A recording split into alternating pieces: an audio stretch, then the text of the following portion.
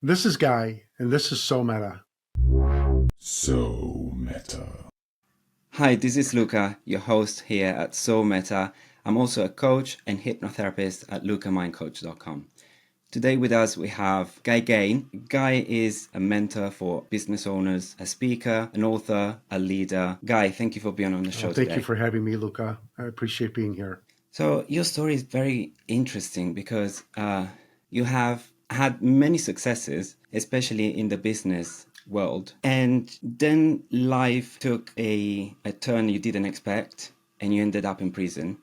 And what you do now is you help other people through that process so they can survive and have a life in and out of prison. Is that correct? Yeah, like you said, Luca, I had a very, very successful life prior to running into the boulder that I did. I was a stockbroker for many, many years. I entered the financial field when I was 20 years old. And when I entered the field in 1974, which of course now I just dated myself, but when I did that, the stock market was at 577. And, we know today here in the United States, pardon me, that the markets have done very, very well. But it's a business that I knew as a broker, had done that for many years, as I said. I was a registered investment advisor as well. I had a few offices throughout the United States and was doing very, very well. Unfortunately, what happened is in 2003, it was discovered that some of the different big financial companies were abusing the system. They were trading after hours. The stock market here in the U.S. is open from 9:30 in the morning until 4 o'clock in the afternoon. When I would do my trading, I had to have my trades in, within that period of time. Unfortunately, three of our brokers decided that they wanted to be a little creative, and in order to get money, they started misleading the clients and actually outright lied to them. When they got caught, which they did, some years later, they decided to get their story straight. And this is according to some of my other brokers who overheard all of these conversations. These three got their story together and said that I was the one that instructed them to lie and mislead clients. And maybe, as you already know, Luca, I had passed 2 polygraph tests, had never done any such thing like that. Despite that, and the government decided to come after me, and I ended up getting a prison term of 13 years, which was just unbelievable. I didn't even 13 years. 13 years for a crime I never committed. Now, the thing is that, had the government come to me and said, you're in charge, this is your company, you're the president, which I was, you're responsible, I would have had to say right away, you're right. It's you might remember, Luca, some years ago, it's probably about 10, 12 years ago, there was a ship off the Italian coast, I think off Amalfi, that ran aground. And the sailors didn't get in trouble for that. It was a cruise ship. It was the captain that got in trouble.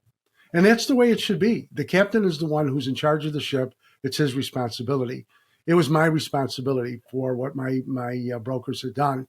Unfortunately, I didn't know they were doing that until actually the government had already come in and taken the files and so on from our company. But what happened is I had to change really my whole purpose in life, my mission in life.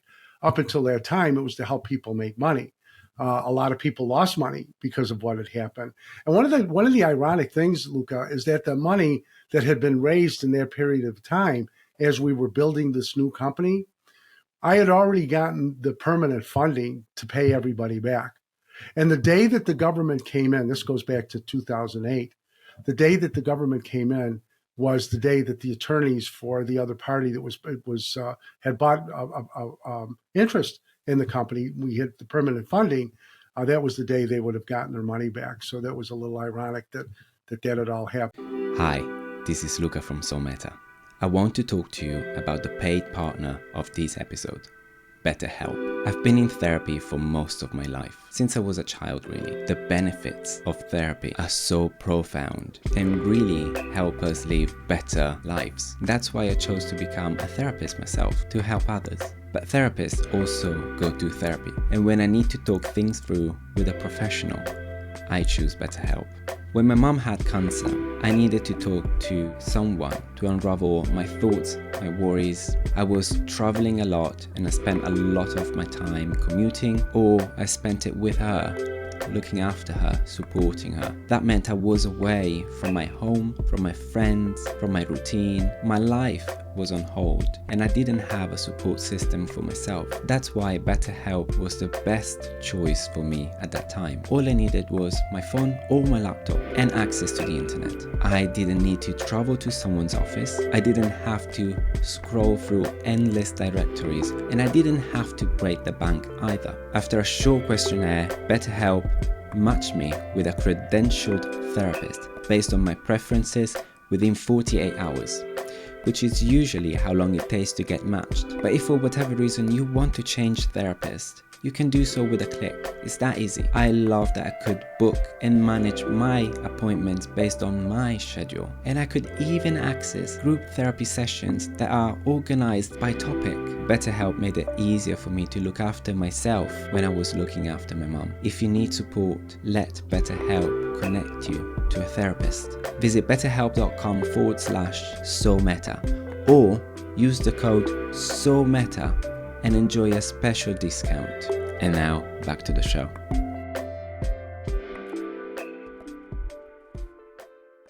But, God works in funny ways.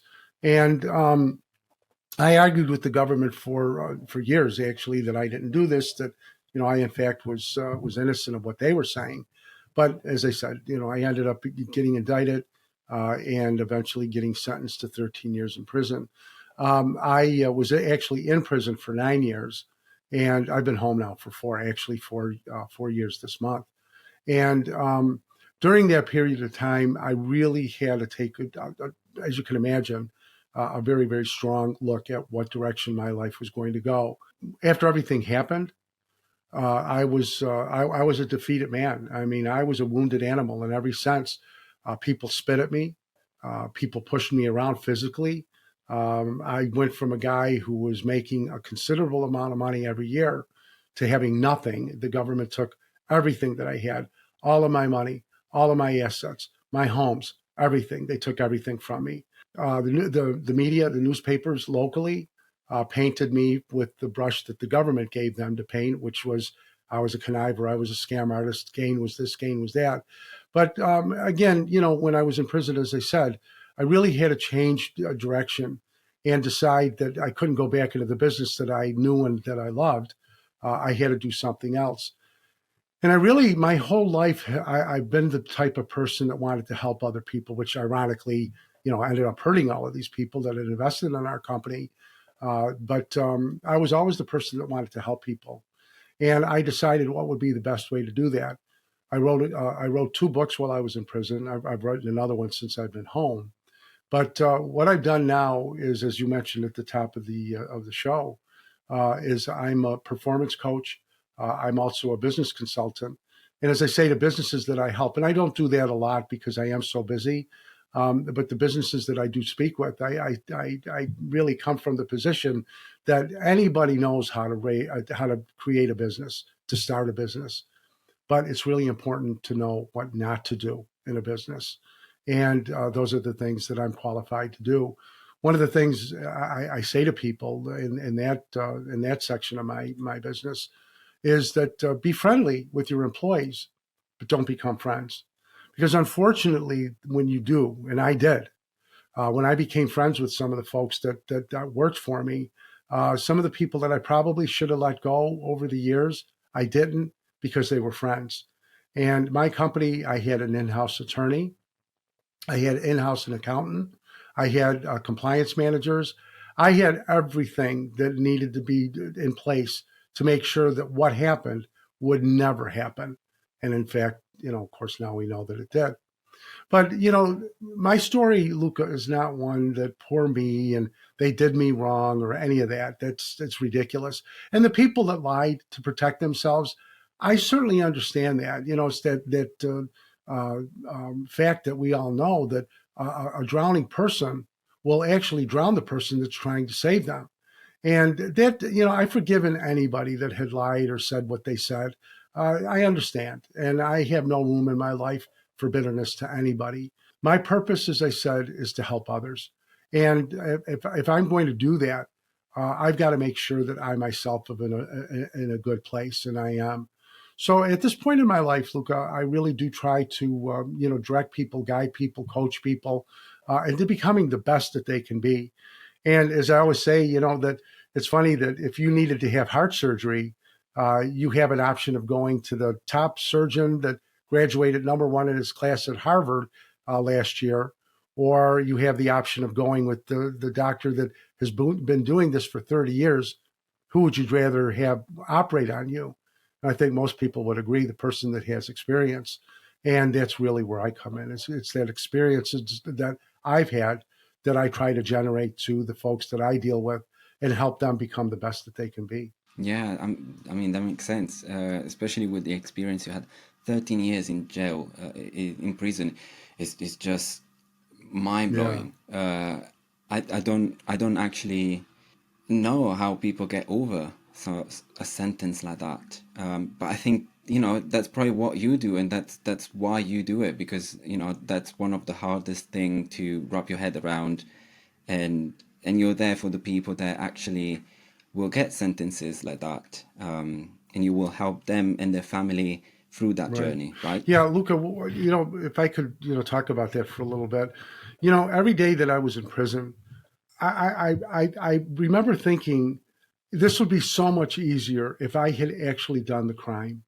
If I actually had lied to people and misled them and stuffed money in my pocket to steal from old people or whatever the things that the government had said about me, it would have been easier because you could say, you idiot, this is what you get for doing that. But to know that I was innocent, and my family knew that. My family was the one that really suffered because, of course, our names are the same. And the problem is that they had to deal with the fallout with the people that they knew. But the thing is that every day in prison is a very, very difficult day, as you can imagine. I was with rapists, I was with murderers, I was with child pornographers and child molesters. I was with people that were not nice people.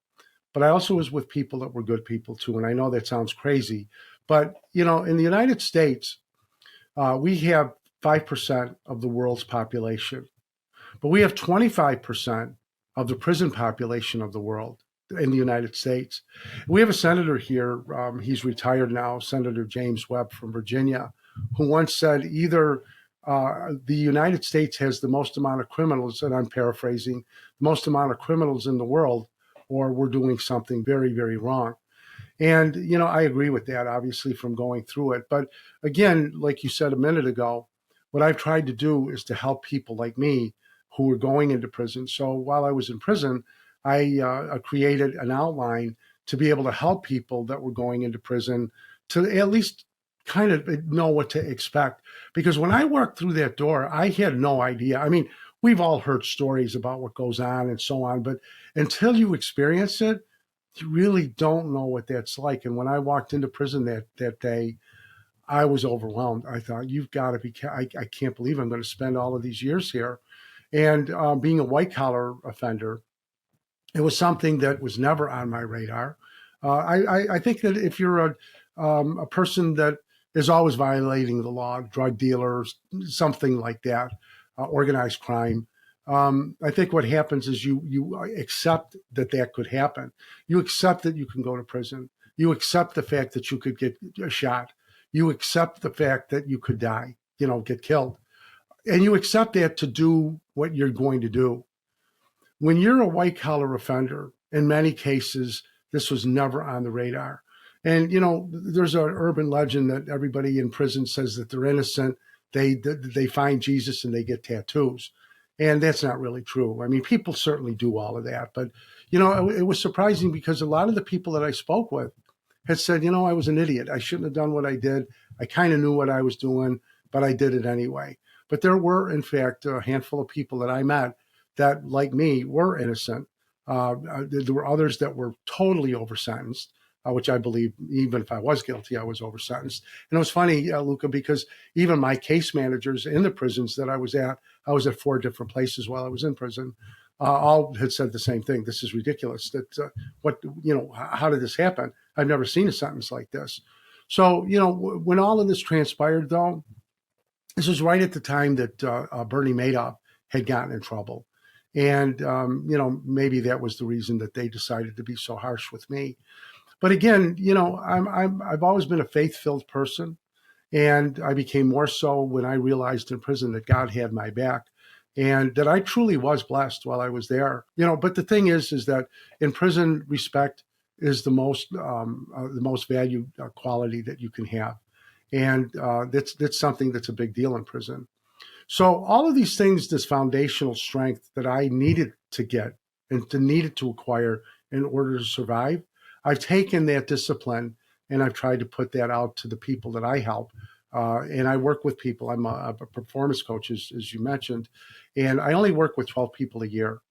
And the reason I work only with 12 people a year is because I want to make sure that I devote all of my time to that person as I'm talking to them. I speak with them once a month for an hour. I ask them to do homework for me, so I always know what's going on in their lives.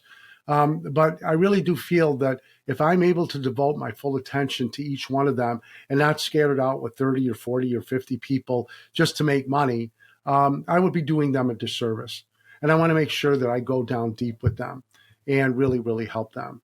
So, going back to the course that I put together while I was in prison to help people like me, that company is called Prisoncology. If somebody knows people that are going to prison, if somebody is going to prison themselves, whatever, they can go to our site, prisoncology.com.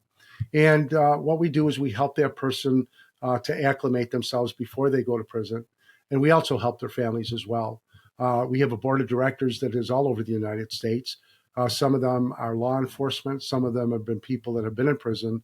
But all of us are dedicated to help people like that. We do not charge neither. So we don't charge anything. So tell me what the process is. How do you talk to people that are going to, regardless whether innocent or guilty? I don't think it matters in this process. But how do you help them through it? We have, as part of Prisoncology, we have an ebook that we supply to people that are going to prison and their families as well. In that ebook, which is what I created before I left prison, because again, it was about, I would say maybe about 10 months before I left. And I was thinking, boy, I can't wait to get out of here. But as I started thinking about that, I really was concerned about the people that were going to come after me, like me, that would be totally clueless as to what to expect. Because yes, we see the movies and we hear things that go on, and a lot of it, goes on. And I used to tell people, and I'm going to answer your question in a second, Luca, but I would tell people, no matter how frail they were, look, if somebody comes at you, you've got to defend yourself, and I mean coming at you in whatever way you think, and if you allow yourself to be pushed around, if you allow yourself to be taken advantage of in any way, that's going to follow you during your whole time in prison.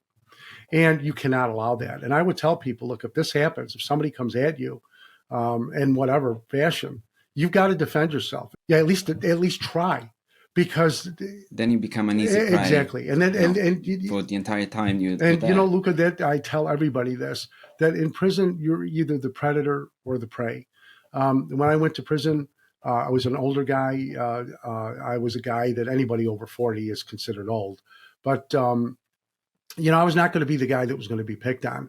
And I used to work out a lot when I was younger. When I got so busy in my company, I stopped working out for a few years. When I got back into prison, or when I got to prison, when I got to prison, I decided I was not going to be the prey. I was in the, after work, I was in the weight pit 6 days a week in the cardio room. And I was never going to be the strongest guy in the yard, but I certainly was not going to be the guy that anybody was going to pick on either. And I got into a few situations while I was there, but it was never the worst for it neither. But in any event, the thing is that with the course, as I put this ebook together, I went from the day that I walked in until the day that I left, when I was able to come home and finish it. But everything in between those two times, everything that you're not taught in prison, you have to learn it while you're there, is in that ebook. And what we do is, we consult with the people that are going to prison and tell them really what to expect, some of the things that they need to do. I mean, simple things that, that you never really consider. For instance, if you're married and you were probably the breadwinner, if it's a guy that I'm talking to, how do you leave your wife? How do you, what does she do? Does she have plumbers that she can talk to? Does she have, somebody that can fix the garage door for her? Unlike people that are in the military, at least here in the U.S., there's a high degree of respect for military families, and neighbors sometimes will help out. When your husband or your wife or somebody in your family goes to prison, you're a pariah. The children are the ones that suffer, the smaller children. If the kid is small, 2, 3, 4 years old, they don't know what's going on. But if that child is 10, 12 years old, which I think is a horrible age, for a parent to go away for many reasons. In many cases, parents won't let their children play with that person. They had nothing to do with anything. My children were much older. My children were adults, and they, in fact, had worked with me and really knew what was going on in our company. But in any event, people can contact us. If it's a loved one, as I said before, and they'd like to refer them to us, that would be great. The reason that we don't charge anybody is because I had, and like many people like me, had gone to a prison consultant who had made all of these vast promises that they could keep me out of prison and they could do this and they could do that. This guy made some really big promises. And remember, before I used that analogy about the drowning person, you grab at anything. And when I started hearing this, I said I was broke. I had no money. Everything had been taken. So various family members put money together. We put $5,000 together for this individual. And Luca, $5,000 at that point in my life was literally like $5 million. We were lucky. My wife, I was married at the time, but my wife would go to food kitchens and go to food pantries, so we could eat. But the thing is that I tell people now, and I mentioned this in our website, in Prisoncology, that if you have a prison consultant and they're telling you all of these wonderful things that they can do, it's fine. I mean, you have to pay for it. You have to pay for it. But I strongly suggest that the person ask this consultant, will you put it in writing what you're saying, and will you sign it? And I would venture to say that most of them, if not all of them, won't do that. And that's really what happened to me. The guy misled me, didn't do anything that he said he was going to do, and wouldn't give us our money back. So I had to learn another lesson. And if I'm not mistaken, you don't make the promise that you're gonna keep people out of prison. It's just that you offer guidance and an insight of how to prepare, which is very, very different. You said that in prison, one of the most important things is to have respect. I know this from other people's story that it is true. Other people have found that gaining other people's respect in prison gets you through it.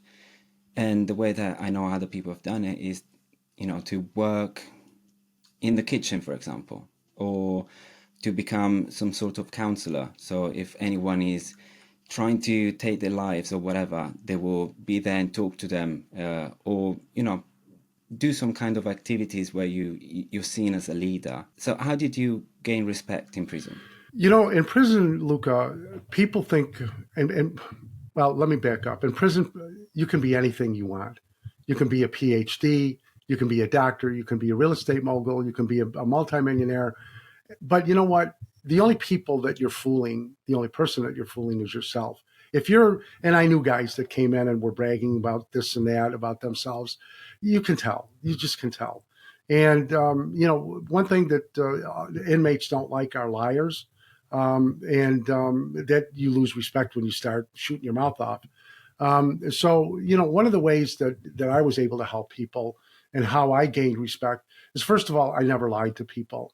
It was always my quality. I never lied to people in my life. But the thing is that what I tried to do is to be there, to be an ear for a person that was going through a tough time. Sometimes I didn't really want to do that. People would come to me. Matter of fact, a lot of the guys used to joke around about me. I had my nickname in prison was Gino, and people would call me Saint Gino, the patron saint of lost causes. Because guys would come and kind of cry on my shoulder. But I remembered what it was like, and I know when white collar guys, especially, which is the culture that I came from, were devastated because everything that they had may have been taken from them. And they were really, they come in and they were in bad shape. But I always said to them, you've been blessed in a way that many people in life aren't. And they look at me like I had three heads. And I'd say, now you know who really likes you, who your friends are, and who really loves you. Because I had, quote unquote, hundreds of friends. People would come to me for money, and I never got notes from them, no collateral. I felt that I'd been blessed in my career and in my life, and I wanted to help people. And so consequently, when I tried to get some of the money back to get a lawyer, I couldn't do that. These people not only would not return a phone call, they wouldn't even return an email. So, the thing is, all of those hundreds of friends that I thought that I had disappeared pretty quickly once everything happened. But those folks that stood by me, and the family that loved me, I realized how blessed I was. And when I would say that to people, that, those are the people that you really know now who are in your corner for the rest of your life, they were all, to a man, all would say, you know what, you're right about that. But for me, in order to gain respect there, as I said, I never lied to people. You don't want to get involved in fights, other people's fights. You don't want to be in fights anyway, but sometimes, as I said before, that does happen. But people would come to me, Gino, could you come? These guys are fighting. Would you go? I said, why are you calling me? I don't want to get involved in this. But the thing is that I had what they call our cred in prison because people knew my background. People saw how I carried myself in prison. It's one of the things that, all of us in the free world, and of course in prison, it's really more magnified, Luca. But, we can tell people by the way they walk, the way they talk, their sincerity. We just do. Some of us are very, very aware very quickly, but eventually, whether you're aware quickly or later, you still find out the way people are. And for me, it was just one of those things that I just carried myself in a certain way and, made sure that I didn't get involved in all of the garbage. Being a Christian guy, I never wore that on my sleeve. I always believed in, and there's a saying that St. Francis of Assisi is quoted as, and that is preach the gospel often, where necessary, use words. And, all of us are heard when we're kids. Not only are you judged by the company you keep, which is very true in prison, but the other thing is that your actions speak for you, and they do. So the thing is that when you're a person of integrity, that's picked up fairly quickly. But for me, that's how I gained my respect in prison. I never asked for it; it was just something that it happened to me over time. Yeah, that makes sense. Kind of like living in a small village. You can pretend as, whatever you want, but, people eventually get to see you, get to know you. You can't lie, you can't Yeah, hide. that's right. Yeah, So, that's right. right. If I That makes if sense. I could tell you a really quick story, when I first went to prison, this is another reason that I decided to do this course and to have this ebook, because I didn't know what I'm going to tell you. I had no idea about, obviously. I was calling my wife, as I mentioned, I was still married at the time. And I was calling her, it was 11 o'clock at night. And in the federal prisons, phones are turned off at 11:30 at night, and they don't are not turned on again, until 6 o'clock the next morning. Once you're on the phone, when you hang up, and you're usually only given 10, maybe 15 minutes for the call. Once you hang up, you have to wait an hour before you can call back. Well, I was calling my wife this particular night at 11 o'clock, and I happened to notice that the phone next to me was off the hook. There was four phones on my block. So, I'd seen the phone off the hook, so I hung it up. Well, as I was dialing, this really big guy, and I mean really big, came and said, as you can imagine, hung up my phone. I thought, oh my, I'd only been there a couple of days, and I didn't know what to do. I said, I did. He went ballistic. Of course, I hung up my phone, and I didn't want my wife to hear me getting beaten. I said, I'm so sorry, I didn't know. And he ripped me apart. So I'm only in prison now for a couple of days. So all of the visualizations that I've had of prison are about to come true. So I go back to my cube, And I thought, I'm dead. And now it's 11:15 now, and at night. And I thought, I don't know what I'm going to do. I don't know what I'm going to do. I'm dead. So I decided I'm going to go see if I can find this guy. Well, he had gone into the TV room that we had on our block. And I thought, maybe I can talk to him for a second. Well, I walked in there, and there was about 60 or 70 guys in this TV room. And he's sitting there, and his legs are spread out. He's just fuming. Well, what had happened is I found out the wrong way, but he had just put the phone down and ran back to his cube to get a pen and a piece of paper to write something down. Well, with me hanging up on him, he not only wasn't able to call back for an hour, he wasn't able to call back until the next day. So understandably, he was mad about this. So when I walked into the room and I seen him sitting there, and I had to swallow my pride because now I've got to say this stuff in front of everybody that I don't know. I said, I am so sorry. I didn't know that. And he just ripped me apart again. And I'm dead. I went back to my cube and I'm dead. The next morning, it was Sunday morning, because this happened on a Saturday. The next morning, he comes to my cube. This is it. He said, I'm really sorry. I shouldn't have talked to you the way that I did. And he said, you're new, you didn't know. And, I'm trying to be gracious. Oh, don't worry about it. Yeah.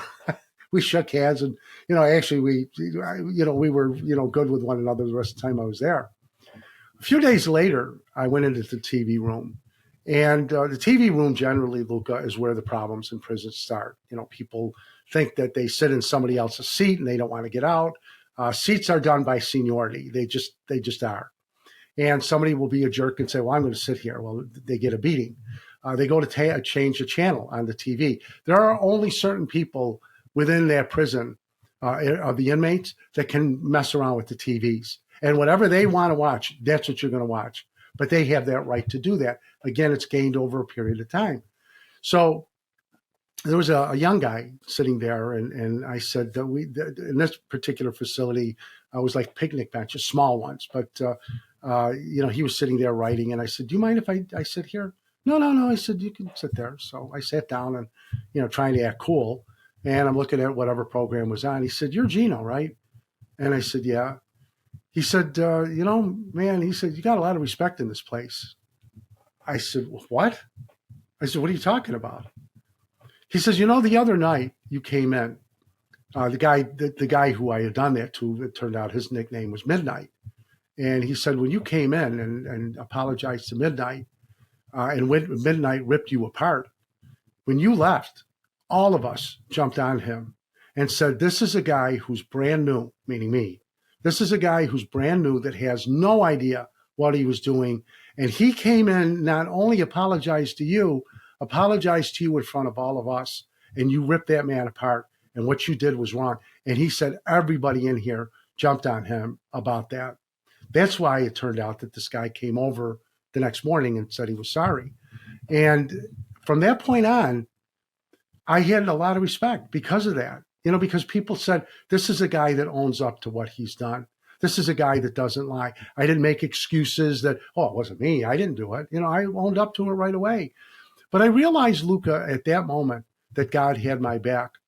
Because here was something I had no idea. I just naturally would say, geez, I'm really sorry. I didn't know. But God allowed in a very, very quick manner, people to get to know who I was. So, that's just kind of one of many stories. We could spend hours with the stories. But I got to tell you, though, Luca, when I first came home, because you asked me this a few minutes ago, it was very difficult coming home. You become institutionalized because in prison, every day is like the day before. And I came home in the middle of COVID here in the U.S. and I had to get a state ID. And when I went there, I panicked. I couldn't be in a crowd, and my son had driven me there, so I had to run out, and he took me back home. But the other thing is that when I first came home, I had slept on a steel rack for 9 years, and when I came home, I couldn't sleep on a mattress. I had to sleep on the floor because I couldn't get used to a bed. I had nightmares for years afterwards, 2 years, 3 years afterwards. I would say for the last year, it's finally has gone away. Although I do, have recurring dreams every once in a while of still being in prison. But for the first few years, I dreamt of prison almost every night, and it was terrible. It was just, it doesn't leave you. And again, when you come from a certain background that you don't expect that to ever happen, you're never mentally prepared. And that was very, very difficult at first. But I have a loving family. I have three great children, two boys and a girl. And they made my transition awesome. Plus the people that stuck by me. And This podcast is brought to you by LucaMindCoach. As a therapist, I understand that talking therapy isn't everyone's first choice. But I also understand the impact of listening to other people's stories and how these can give us the strength and inspiration to find our own solutions for ourselves. And this is why I started So Meta. And for those of you who want to learn how to manage stress and some relaxation techniques, I created a quick self-paced workshop you can do in your own time. Take advantage of a special 20% discount and really learn how to manage stress for less than $40. Use the code SOMETA20, link in the description box. People would ask me because, as I said, Luke, I was very successful as a broker. People would ask me and still ask me, what do you define success as? And again, as I said, I made a lot of money in my career, and most people think, well, if you got a lot of money, you're successful.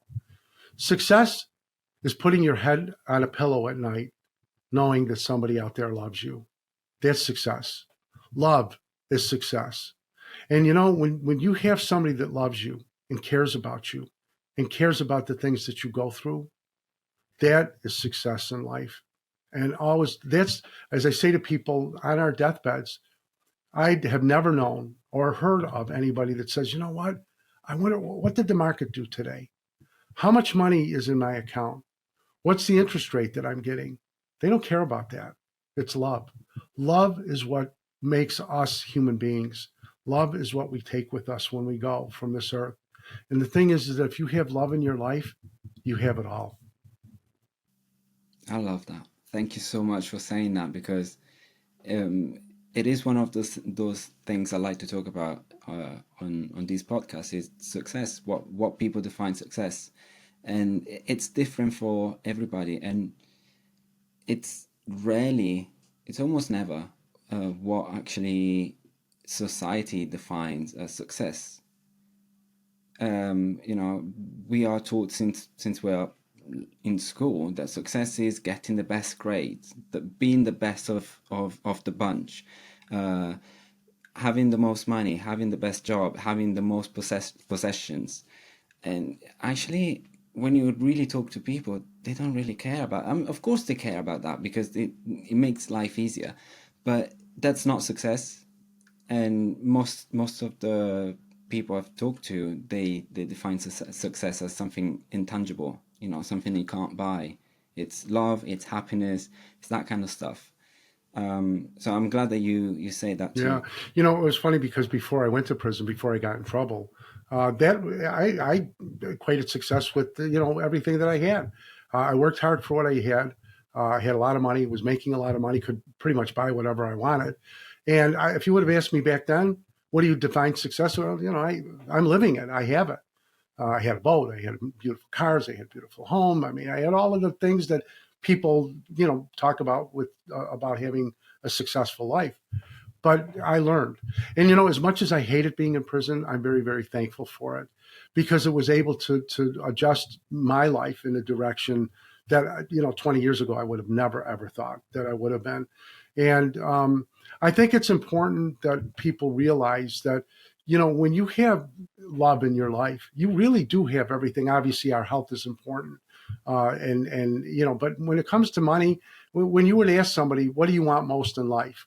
I would say that probably the majority of people, if you ask 10 people, 70, 80%, maybe more, maybe 90, would say money. That's what I want. But it isn't money that you want. It's what money can do for you. Money in and of itself doesn't do anything, but the money allows you to buy a nice home. It allows you to buy a nice car. It allows you to dress nicely.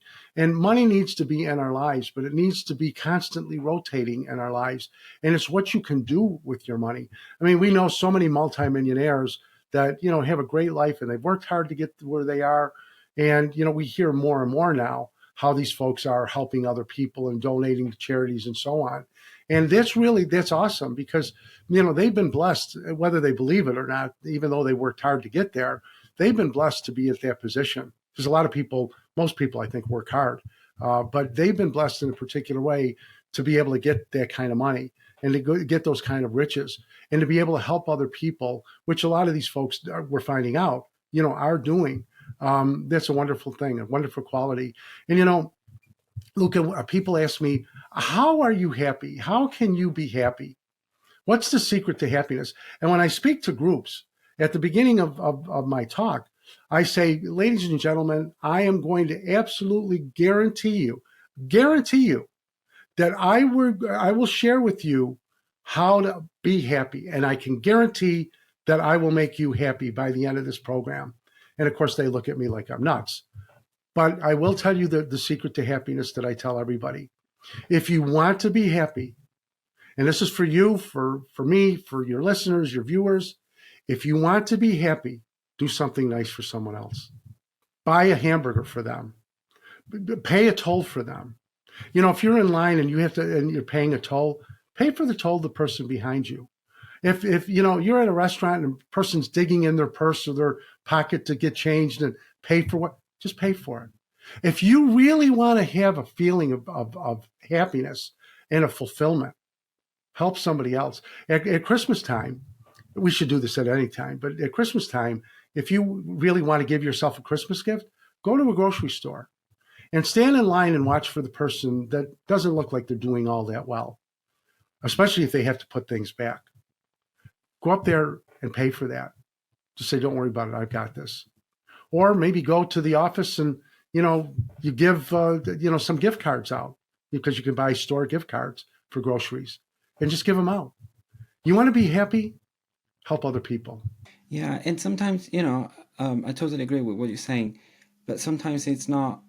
I'm sure that there will be people thinking, oh, but what if I can't afford to do that? And I think it doesn't have to be just. It doesn't have to be money or giving something physical or money. Right. It can just be, showing kindness and support, and it could be literally just doing something for someone else. You find someone is panicking because maybe, I don't know, they're in a crowd or they don't feel safe or whatever. Just take a few seconds to make sure that they're fine. They got a glass of water, they got enough space to breathe. It can be anything, and it does make me happy to help other people. And again, that's the secret to happiness, is helping other people. And sometimes it's just nothing more than giving a person a smile. You see somebody walking in an aisle at the store and they're looking at you. Yeah, we do that. I mean, we, just do it in passing, but, just to give them a smile. It was funny because people are so surprised because nobody smiles anymore. No. It's so hard to find a stranger just smiling just because it's nice, it's pleasant, not like a creepy smile. Yeah, exactly. Exactly. But Luca, when you give a person a smile, even if they're scowling, who's not going to smile back? You may surprise them that there's somebody that actually smiled at me, but they're going to love it. It's the smallest things in life. It really is to make other people happy. I love doing those things because people don't expect it, but they do mean a lot. Even if they're not massive, but they do mean a lot. In my book Chrysalis, which has really gotten a lot of traction. So many people have read the book and have told me how it's changed their lives. And it isn't because I wrote that book that, oh, this is so great. Luca, I know this sounds a little bit corny, but that book was inspired to me. I was sitting in prison, and as I was writing this, it wasn't me that wrote it. It was things that kind of were going on my heart to write down. And what was happening is I realized that the more I was writing, the more type of scripture. Now, I'm no pastor. I am a chaplain, but I'm not a pastor. I'm not, a doctor of divinity or anything like that. But as I was writing Chrysalis, I was using Jesus's own words to help us accomplish the goals and reach the dreams that we really want in our life. And more as I was writing the book, and I'm hearing all of these sentences come to me, that I realized that Jesus in the Bible talks about three things a lot: having faith, never doubting, and believing. And the thing is, as I was going through Chrysalis and writing this book, I realized that Jesus himself taught us he's probably the best, probably I believe the best motivational speaker and inspirational speaker, because he gave us the opportunity to know how to fulfill the desires that we want, because it's done in a godly way. And I was a person, and I'm not saying this because we're all different. Some of us are Christian, some of us are Muslims, some of us are Jewish. Doesn't matter what you are. We're all part of the same earth. And whether a person believes in God or not, God believes in you. We call him God. Many of us call him God. Other people call him by different names. Doesn't matter. The whole thing is that there is a being that believes in us, and he's always around us, or she's always around us. The thing is that what I realized as I was writing the book is that what was kind of funny, actually, is here I'm writing scripture through the book and using examples of scripture, I should say. It wasn't a, scripturally, wasn't like a review on the Bible or anything like that. But I would hear the filthiest language. You can just, it was brutal language. And I remember a few times as I was writing in my cube, I would kind of start laughing because I would hear some things that I'd never heard before. And I thought, how ironic is this? But the thing is that what the book has done is it's changed lives. And again, from what I've said at the very beginning, that was my whole purpose, since coming out of prison, is to help other people. But the thing is that for me, I really try to impress on other people and encourage other people that don't give up. I'm a guy who had it all, and I lost it all, and I never gave up. It doesn't make me special. It's just I didn't accept the fact that, hey, look, he's in prison, he's a bum. You can't bother with him anymore. And believe me, there are people that feel that way. I'm sure that don't want to bother with me. It hasn't fortunately been in my face that that's the case. But there may be viewers that say, there's this guy, he's a con man or whatever. It doesn't bother me. The thing is that I'm not looking at that person. I'm looking at the person that I can help. Would you say that in a way, going from the guy who had it all to the guy that lost it all, do you think that helped you perhaps put things in perspective and maybe understand your purpose? Undoubtedly, because I've been on both sides. If you were to look at my LinkedIn profile, I have, a couple of paragraphs in there about me. Actually, somebody wrote it for me. But, I'm the guy, I tell people I've been there and done that. And my whole purpose in helping people, what I say to people, especially to my coaching clients, is that my purpose is to take years off of your learning curve. I was talking to a gentleman a couple of days ago who's going to become a client. And I said to him, look, you're going to be successful. You're in a business that you're going to be very successful in. He's in the insurance and financial business. And I said, he was just starting in the business. I said, in 5 years, you're going to be doing great. But working with me, I'm going to take that, and instead of you waiting 5 years, I'm going to show you what I've done. I'm going to help you to become the man who you're going to be in 5 years within a year, maybe 18 months. Because I'm going to share with you what made me successful, all the seminars that I did, and there's so many different ideas, but it has to come from them. Excuse me, pardon me. There's a lot of media right now, media sources that are selling everything. It's almost gotten like a Craigslist where you can buy this and you can buy that. And too many people, I think too many companies, I should say, overpromise and they underdeliver. And, I thought one of the big problems that I would have, when I started doing my coaching, was that it would be the money. But it isn't. That isn't the biggest objection that I've heard. What really surprised me when I thought about it, it shouldn't have surprised me, was that, Guy, I've worked with other people and I didn't get anything out of it. They misled me. They told me they could do this and they didn't.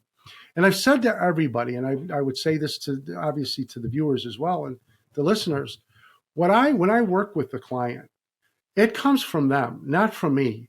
A coach encourages. He tries to bring out the best in you.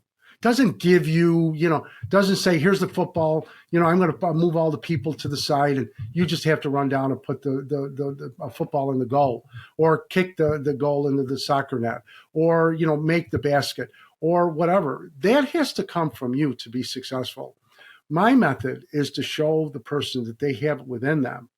And once they see that they have it within them, then what we do is nurture that and water it like we do a plant and let that bloom. Because I say to people, and I've had to turn people away actually from dealing with me. Not that they're bad people, it's just that they don't want to be disciplined. And in order to work with me, you've got to be open to being a disciplined person.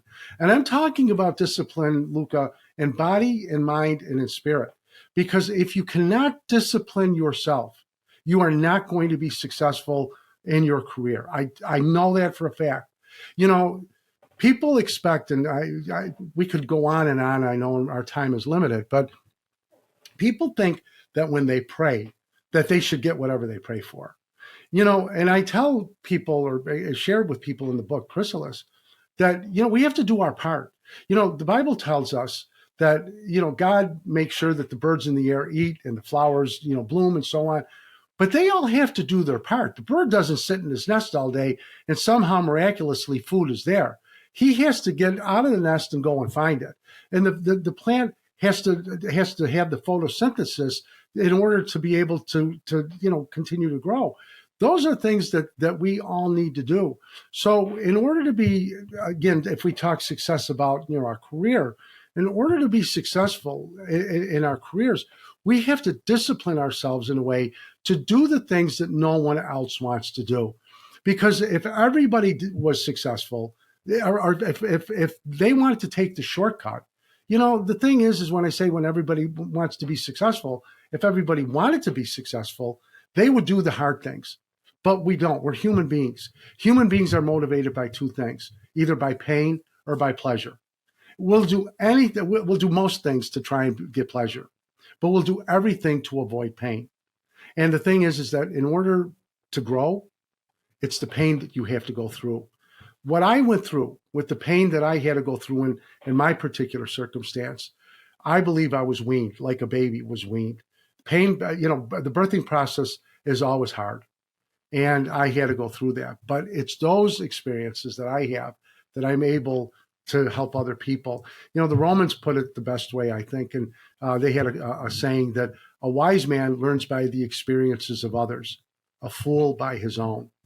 And for me, I try to pass that wisdom on to people. And hence that's where my website, Gain Wisdom, where I got it from, is that I wanted to pass on what I've been through to other people. That's one of the biggest things, because you can't really remove pain from your life. You can, but it's not healthy for you. It's not good. You have to learn from those experiences. Another thing is something that bothers me quite a lot in the coaching industry is that people try to oversell all the time and overpromise. And I think it's because the coaching industry was really shaped in America.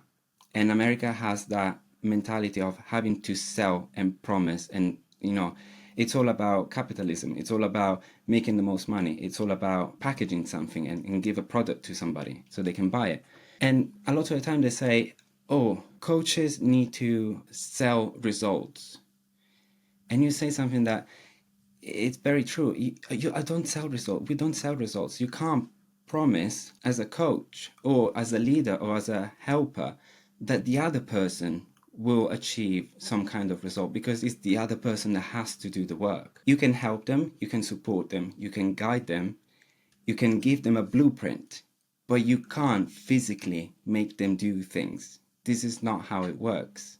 And so it's the application of the method that people buy from a coach. It's the wisdom, it's the insight that people buy or receive from any sort of guide or leadership or teacher. We can't really do other people's work. Exactly. Because that's up to them to do That's it. exactly Otherwise, right. They will never learn to do it That's themselves. Right. It's like that saying about the fish. You can give a man a fish and feed him for a day, or you can teach him how to fish and help him. He can feed himself for his lifetime.